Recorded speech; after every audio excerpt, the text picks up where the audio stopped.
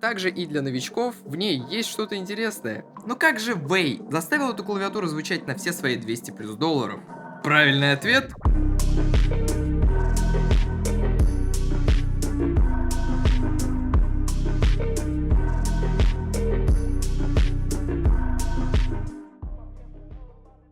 Эта клавиатура похожа на яичницу и весит целых 3 килограмма. Знакомьтесь, KBD 8X MK3. Данная клавиатура стоит 209 долларов на официальном сайте KBD Fans, но у данного вендора нет официальной доставки в Россию. Можно заказать KBD 8X MK3 на AliExpress по частям, что получится где-то 28-29 тысяч рублей.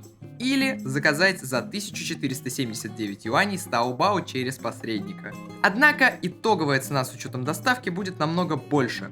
Почему? Об этом мы поговорим позже. Mark III имеет просто огромное количество разных опций, а именно 18 расцветок, WinK, WinK-less, 3 веса на выбор, латунь, алюминий, медь, PCB-шки на выбор, 1,2 мм hot swap, 1,6 мм под пайку.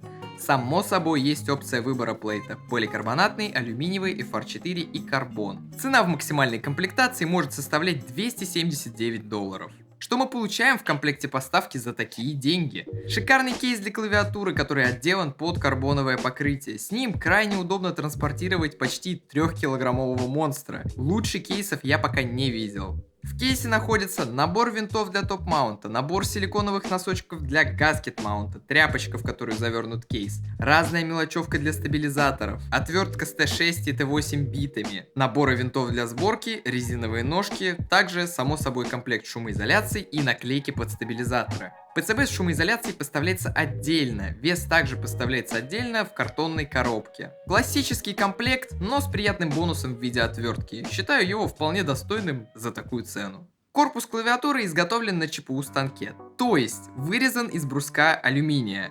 Покраска на моем экземпляре выполнена при помощи электрофоретического покрытия и имеет крайне приятную мелкозернистую структуру. Также существуют другие расцветки еще и с методом анодирования. Как вы могли заметить, это F12KL, а это означает, что нет дополнительной кнопки, при которой смещается весь верхний ряд F-клавиш. За счет этого клавиатура выглядит более симметрично и, на мой взгляд, правильно. На передней части нас встречают два WinK-less зуба и небольшая подсвечивающаяся вставка, которая выглядит значительно лаконичнее, чем на Cycle 7, который был в предыдущем видео. Снимая топ, нам в глаза сразу же бросается встроенный Force Break, который гарантированно не даст клавиатуре пинговать, что, на мой взгляд, очень правильное решение. Но как же Вэй из KBD Fans заставил эту клавиатуру звучать на все свои 200 плюс долларов? Правильный ответ: они прихерачили 1,5-килограммовый вес на жопу клавиатуры, и это выглядит просто фантастически. Стальной вес я считаю самым каноничным вариантом, ведь меня очень привлекает его обработка. Маунтов здесь два, оба проверенные временем и большим количеством клавиатур, а именно Isolation на силиконовых носочках и Top Mount, который мне понравился больше всего. И немного спецификаций моей версии клавиатуры. Печатная плата без фликскатов толщиной 1,2 мм и FR4 плейтом. Стойки топ-маунта расположены адекватно, без скрепления под пробелом. Маунт ощущается очень плотным и приятным, что лично мне в последнее время начало больше нравиться, чем борды, которые сильно прогибаются при печати. Звук с ним получается громким и четким, что я однозначно могу рекомендовать тем, кому такое по душе. Единственное, что хотелось бы отметить из наблюдений моего друга, который и дал мне погонять эту клавиатуру: топ-маунт плюс лонгпол переключатели крайне неприятно. Тайпинг становится слишком жестким и буквально угнетает ваши пальцы. Поэтому с лонгпол переключателями значительно приятнее ощущается Isolation на носочках. Не могу сказать, что при таком раскладе я ощущаю баунс, однако ощущается поглощение удара, что тактильно значительно лучше, чем при топ-маунте. В общем, клавиатура отлично подходит как под свечи с классическим 4 мм ходом, так и под модные лонгпол свечи, что не может не радовать. Вероятнее всего, при смене плейта на более мягкий появится ощущение баунса, но FR4 предоставляет более жесткий тайпинг на данной клавиатуре. Тот же Cycle не давал такого выбора, и то и другое было Isolation, и не сказать, что сильно меняло впечатление от печати. Я поставил на эту клавиатуру кейкапы Vuchu Basic Yellow, которые имеют просто невероятный китинг, и подозреваю, что их можно поставить абсолютно на любую клавиатуру. Качество отливки высочайшего уровня, и стоит отметить, что это не ABS, а PBT с небольшой примесью ABS для возможности сделать двойное литье. Тактильно они мне также понравились, у них мелкозернистая, цепкая структура.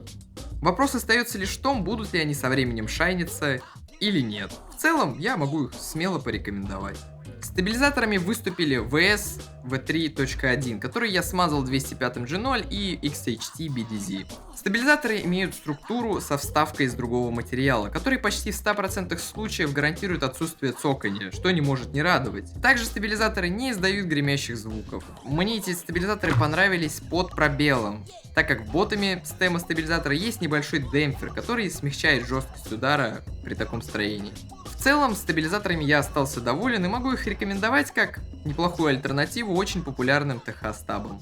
Свечей на тесте будет два, и это Light Tactile и Cherry MX Black. Это, как вы могли понять, из названия легкие тактильные переключатели от VS, которые имеют полный ход в 4 мм. Верхний хаузинг выполнен из поликарбоната, ботом из нейлона, а стем из фом-пластика. Пружины стоят на 50 грамм воты, длиной в 15,4 мм.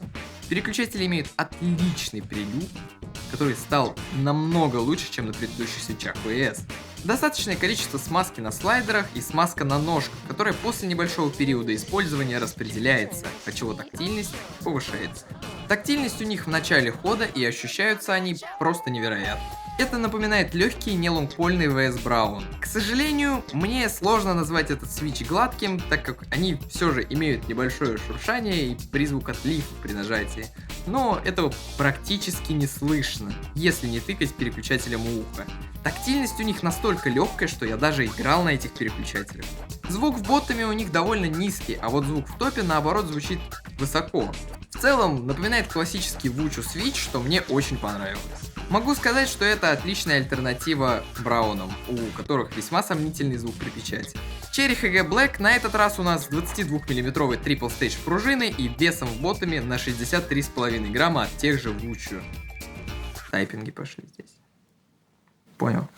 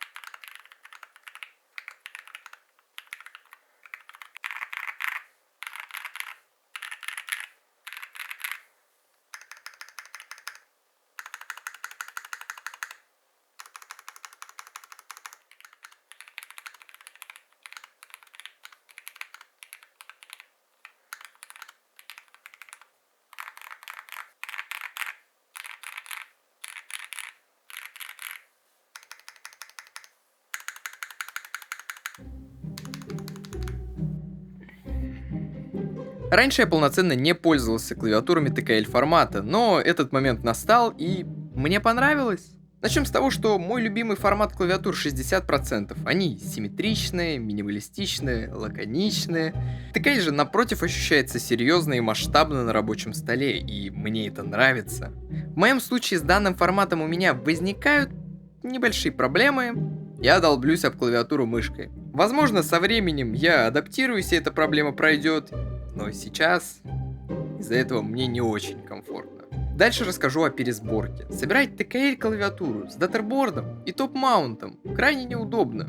Большое количество винтов, коннекторов, но в целом я потерплю. Мне очень понравилось, как сделаны посадочные места под винты. Шансы задеть корпус при аккуратной разборке стремятся к нулю. И даже с учетом того, что я криворукий осел, все осталось в полном порядке. Это не то, что вы возьмете с собой на учебу или работу. Это 3 килограмма ярости Вэя, алюминия и нержавеющей стали. И ощущения от нее просто непередаваемые. Вряд ли вам захочется часто переставлять ее по столу, просто потому что это тяжело и мне это нравится. А теперь чеховское ружье, которое я заложил в начале видео. Помните, я сказал про доставку с Taobao? Так вот, вам придется заплатить за каждый килограмм данной клавиатуры, в том числе за упаковку, что практически полностью упирает разницу в цене клавиатуры с AliExpress и Taobao. Вес и корпус довольно марки, однако его вполне достаточно протереть влажной или спиртовой салфеткой. Владелец также неоднократно жаловался на высоту передней грани, а именно 19,4 мм, но у меня она не вызвала никакого дискомфорта и считаю это его шизой. По звуку ТКЛ также дает определенное преимущество перед более маленькими клавиатурами за счет большего пространства внутри корпуса, создавая более глубокий и полный звук. По итогу Mark III это, наверное, лучшее приобретение для человека, который уже углубился в хобби.